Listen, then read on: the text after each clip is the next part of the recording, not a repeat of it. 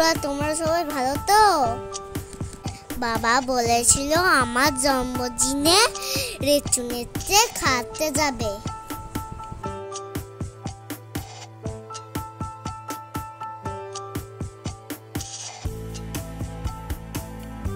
আমি রেস্টুরেন্টে খেতে এসেছি।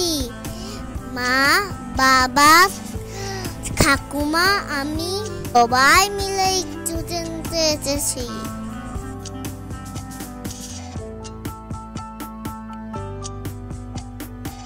আজকে আমরা বাড়ির সকলে দিয়াকে নিয়ে পৌঁছে গেছি শেরে পাঞ্জাব হোটেল, পূর্ব মেদিনীপুরের কোলাঘাটের বেশ কয়েকটি ধাবা বা রেস্টুরেন্টের মধ্যে এটি একটি বিশেষ অন্যতম রেস্টুরেন্ট, শেরে পাঞ্জাব হোটেল। তবে একটা সমস্যা হচ্ছে, আমার মেয়ের বয়স তো খুব ছোট, ও তো রেস্টুরেন্টে ঠিক খাওয়ার উপযোগী না, মানে রেস্টুরেন্টে কিছু খেতেই পারে না। আর তাছাড়া বাইরের খাবার, অন্যদিকে ঝাল জাতীয় খাবার তো কিছুই ছুঁতে পারে না। তাই আনন্দ করে রেস্টুরেন্টে আসাটাই তার কাছে একটা বড় ব্যাপার।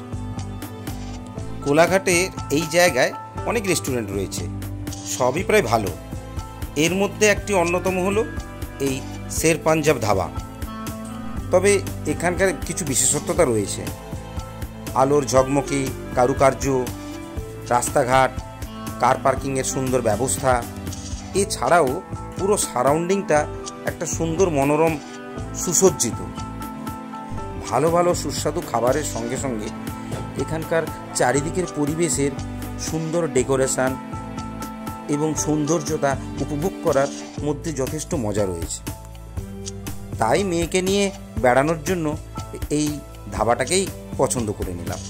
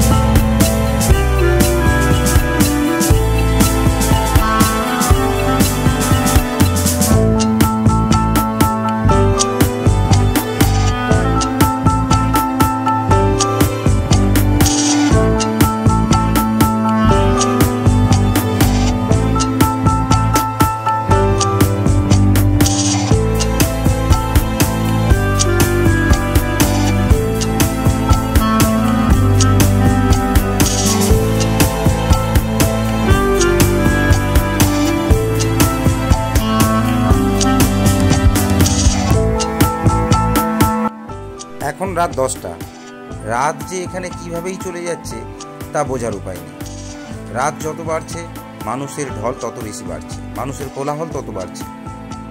রাত যত বাড়ছে এখানকার প্রাকৃতিক সৌন্দর্যতা যেন আরও বেশি তত বেড়ে চলেছে। সারা রাত্রি ধরে এই ধাবার এই মনোরম পরিষেবা চলতেই থাকে। এক কথায় বলতে গেলে 24 ঘন্টায় এই ধাবা চালু রয়েছে।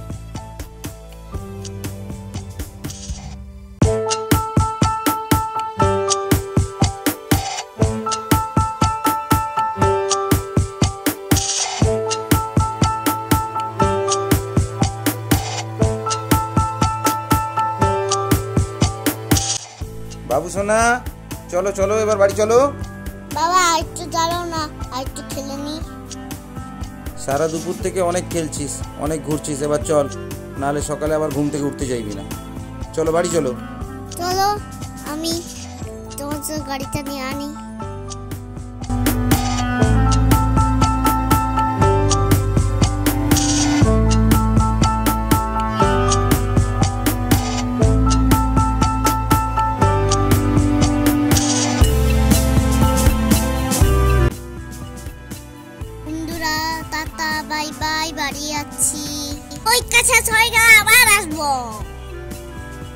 Tata tata, good night.